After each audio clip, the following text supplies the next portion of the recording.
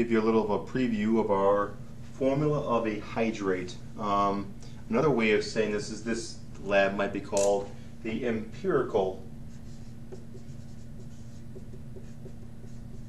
formula of a hydrate. We're trying to find the simplest ratio of copper sulfates to water molecules. Now, this water particles are basically integrated into the crystal via gentle heating. We could take a chemical that is normally very blue in nature.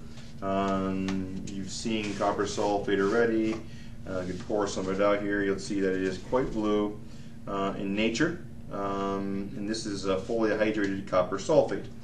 We're going to heat this and dry off all the water. At that point, this chemical becomes we call anhydrousCoppersulfate. Just dries the water off. This chemical still has a slight blue tint to it, but for the most part it is a little more white, just because of it losing its water. I'm not going to go through the instructions of the lab. You can read the instructions, but the basic idea is we're going to heat it and we're going to drive off this water.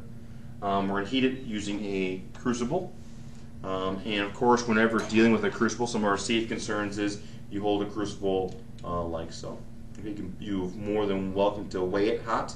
Just please don't dump any hot contents into the garbage. Okay?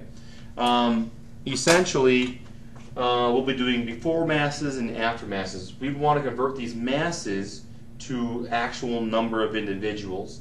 So you'll be able to figure out exactly in your sample how many moles of copper sulfate there are, and you'll be able to figure out, based on subtraction, the number of moles of water that are present in your sample. And then we'd want to say, okay, well, for every one copper sulfate, how many waters are present? This is going to be representing N. And you could confirm that by looking on the actual jar, which will say how many water molecules there are. But that's basically an empirical formula, meaning the simplest ratio of atoms. For every one of these, how many of these are there? Simple, straight up stoichiometry, but yet important as far as some of our basic calculations.